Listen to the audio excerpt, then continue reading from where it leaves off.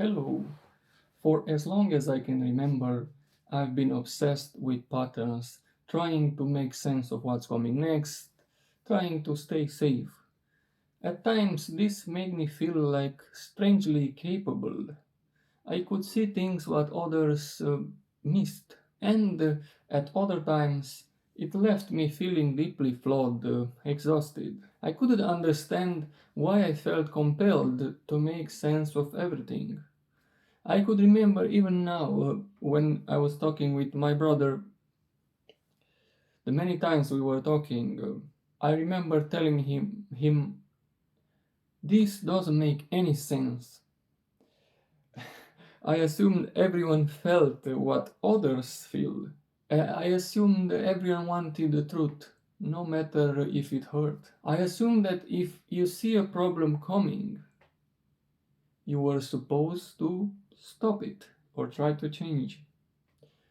Only much later I realized something important. These weren't moral virtues or a personal flaw. They were a particular way of allocating attention, one that comes with real strengths, real costs, and very real limits.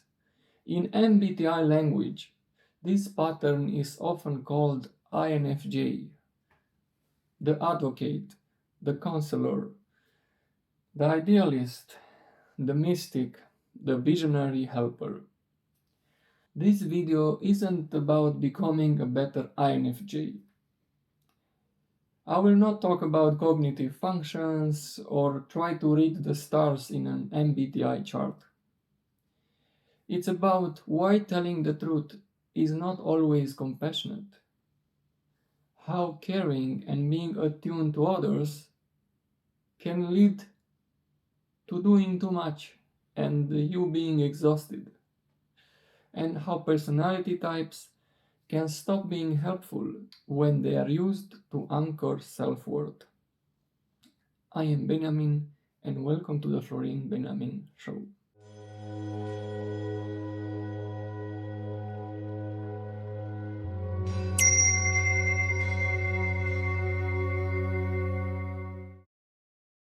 Chapter 1. You are not special. Welcome back. Watch enough INFJ content and you think we're a secret ruling class quietly orchestrating reality, while everyone else is still reacting to it. We read people better than they read themselves, sense danger before it exists, and somehow manage to be both deeply humble and cosmically important at the same time. The only problem is that none of this explains why so many INFJs are tired, exhausted, stuck, or quietly overwhelmed. Through the thousands of hours of INFJ content, cognitive functions, NE, SE, FE, TI, you'll find so much information that it can keep you busy for months, while actually doing very little to help you. The irony is that the contrary might be the case. It actually might keep you stuck. If your life isn't where you want it to be, if you're working a job you don't like or you feel like it's not for you, if you don't have the relationships, the love you want, feel disconnected from friends, unseen or underappreciated, then all this talk about INFJ's qualities start to function more as a relief, comfort, than a real life change. I'll be blunt. The first time I took the MBTI test, I came out as ISFJ. And honestly, that disappointed me. I didn't want to be the quiet stabilizer, someone reliable, supportive, practical. I wanted to be bigger than that, more exceptional, more significant. So when I took the test years later and got INFJ, I felt like relief. Finally, the rare one, the deep one, the misunderstood one. I remember thinking, okay, so I'm special after all. And then, just before making this video, I took the test again. What do you think I came out as? ISFJ. So which one am I? ISFJ or INFJ? The honest answer is it doesn't really matter. Because the moment when a label starts deciding your world, it stops being a tool and starts becoming a story. And this chapter was about stepping out of that story. So, if you're not special, what are you instead? In large part, a pattern of attention.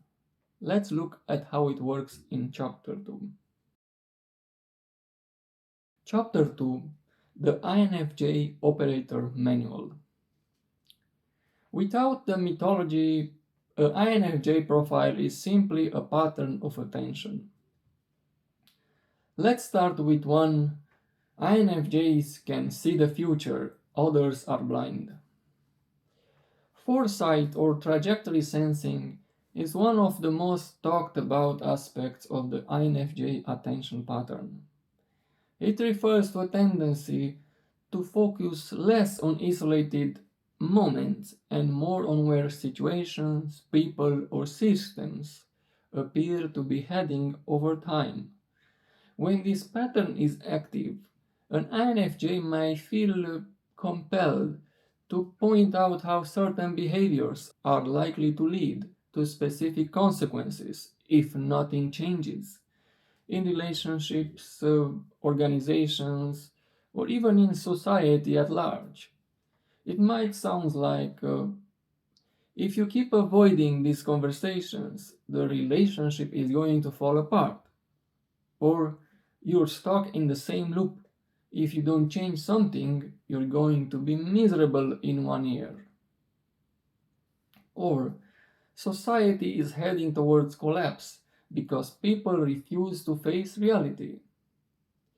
The certainty behind these insights doesn't come from knowing the future. It comes from internal pattern compression. Repeated signals, inconsistencies, and small cues are integrated automatically into a coherent picture, often without conscious step-by-step reasoning. You just get it. Because the synthesis happens internally and quickly, the conclusion feels settled and true to the INFJ. Others only received this conclusion without access to the internal steps that made it obvious. This creates a first challenge: how to share insight in a way that makes reasoning more transparent for you and those who hear it. Another challenge is when a conclusion, like "this might happen if nothing changes," gets heard or transmitted as "this will definitely happen." When others don't act on it, the INFJ often experiences this as being ignored or dismissed. Not because the insight is false, but because sensing a direction gets confused with others needing to make a decision. INFJ foresight functions like an early warning sensor. It detects momentum and risk, but it doesn't determine whether action is taken, when it's taken, or by whom.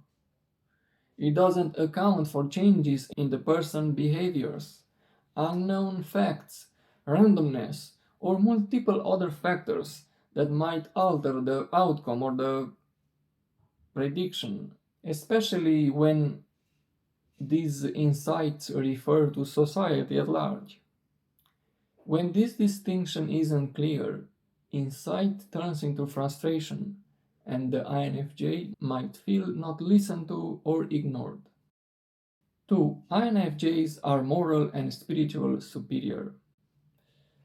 Another central feature of the INFJ attention pattern is a strong pull toward meaning and internal coherence. This shows up as a need for things to make sense, not just logically, but narratively and ethically. Fragmented explanations, surface level answers, or clear contradictions tend to create internal friction. There is a constant drive to integrate experiences, motives, and events into a single coherent inner model. For someone who can see trajectories and predict the future, having a coherent internal model of reality becomes very important. Also, many INFJs rely on strong internal moral and ethical values as an inner compass. These values help them orient when things are complex or uncertain. Because they're deeply integrated, these values feel obvious and settled, not like opinions, but like how things simply are. Acting against them feels destabilizing and not just uncomfortable. For example, values like honesty, alignment, or responsibility. Problems arise when this internal compass is projected outward. What works as self regulation can quietly turn into an expectation others are meant to meet. From the outside, this need for clarity can sometimes feel intense or moralizing. Remember that what stabilizes you may serve a different function for someone else, or even be destabilizing. Questions like, what do you actually want? How do you really feel about this? What's stopping you from knowing? Have you thought about why you keep doing this? May be asked to regain orientation, but can land as you should already know, as if uncertainty signals a lack of honesty or self awareness. When uncertainty spikes and other regulation tools aren't available, clarity becomes the default way to settle the nervous system. If these questions create tension, it's worth checking whether they're coming from curiosity or from your own need to feel safe. INFJs feel others people's emotions better than they do. Another repeatedly mentioned feature of the INFJ attention pattern is strong interpersonal attunement.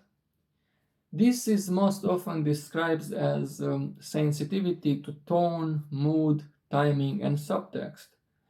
INFJs tend to notice what's happening between people, not just what is being said. Small shifts in emotional atmosphere, unspoken tension, changes in energy, or subtle misalignments in communication are often picked up quickly. Communication is frequently adjusted in real time to maintain harmony. Many descriptions frame this as empathy or emotional depth. Others describe it as absorbing it or taking on the emotions of those around them. Ideally, in practice, it should appear less like emotional fusion and more like a continuous monitoring of social and emotional cues. This attunement can be highly useful. It allows INFJs to navigate emotionally complex situations, smooth interactions, and anticipate interpersonal friction before it escalates. These can be very useful in careers like counselor, therapist, psychologist, mediator, teacher, or coaching. At the same time, in reality, there is a downside to this.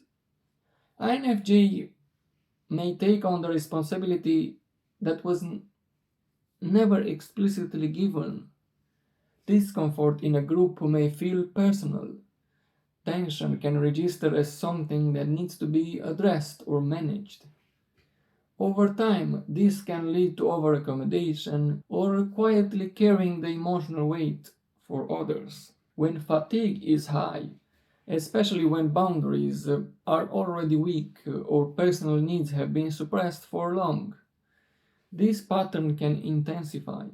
In those conditions, attentiveness can slide into self erasure, and some cases into emotional fusion, where the INFJ no longer just tracks others' emotions, but begins to experience them as their own.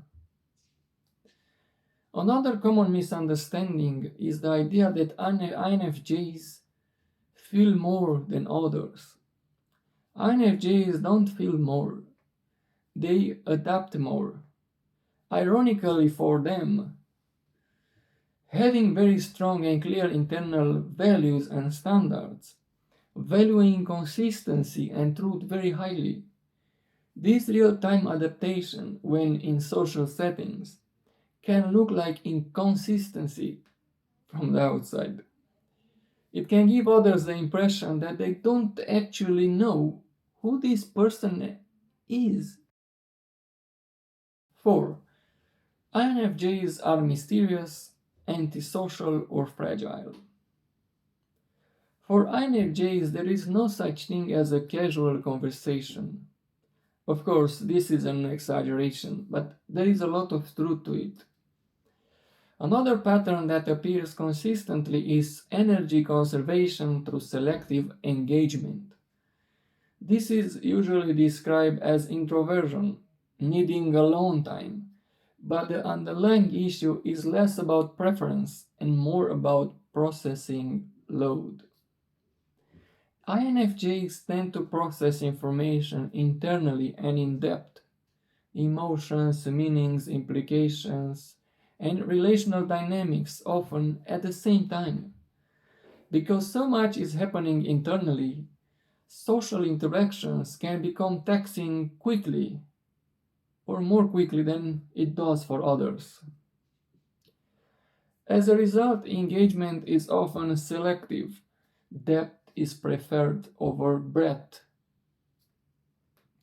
Time alone isn't avoidance so much as recovery, space to integrate what's been taken in and restore internal balance. I struggled with this a lot, especially when dating. After spending a full day or even a night with someone, I often went quiet the next day. No messages, no check-ins. By the evening, you know what happened? I'd sometimes receive or often receive texts like, "What's going on? Are you okay? Are we okay?" From the outside, it looked like withdrawal or avoidance. From the inside, it wasn't that at all. I needed time to disengage and process the experience, to let the intensity settle. It wasn't about pulling away, it was recharging after a full engagement. When this need isn't met, fatigue builds, withdrawal becomes more frequent, communication shortens, social openness decreases.